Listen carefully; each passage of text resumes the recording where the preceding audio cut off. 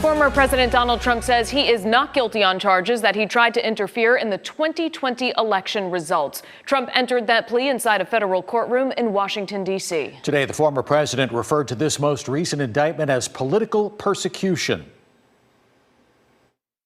So if you can't beat him, you persecute him or you prosecute him. We can't let this happen in America. WESH 2's Liv Johnson spoke with both Democrat and Republican leaders in Central Florida and joins us with their reaction. Liv? Well, reactions were split among party lines. So Republicans I speak with believe that this is just another baseless attack against Trump, while Democrats that I spoke with say this is further proof that Trump lacks ethics. Former President Donald Trump made an appearance in a Washington, D.C. courtroom on Thursday to respond to his third indictment of the year. An indictment that executive director of the Orange County Republican Party, John Ashton, says was unjustifiably pinned on Trump. Donald Trump did nothing wrong. During the presidential speech on January 6th, he said, "Let's go peacefully and patriotically to the Capitol."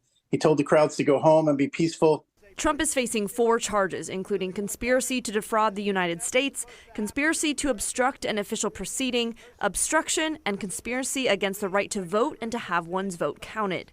While Trump does not face a charge for inciting the January 6th attack, Florida Democratic Representative Carlos Guillermo Smith says he believes Trump is still responsible. It's very obvious to anyone who had a television that Donald Trump was the ringleader of January 6th. He used fake electors to try to overturn the results of the presidential election and cling to power after millions and millions of voters rejected him.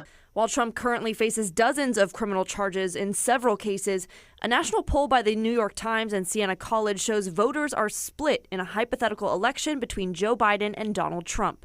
I asked John Ashton why the criminal cases don't seem to turn away Trump's supporters. Here's a guy who appears to actually be fighting for what he believes in and fighting for himself, as opposed to rolling over and letting it happen and letting them go away.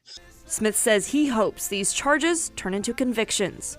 I would like to see him convicted of these very serious crimes that he committed against our country and against our republic.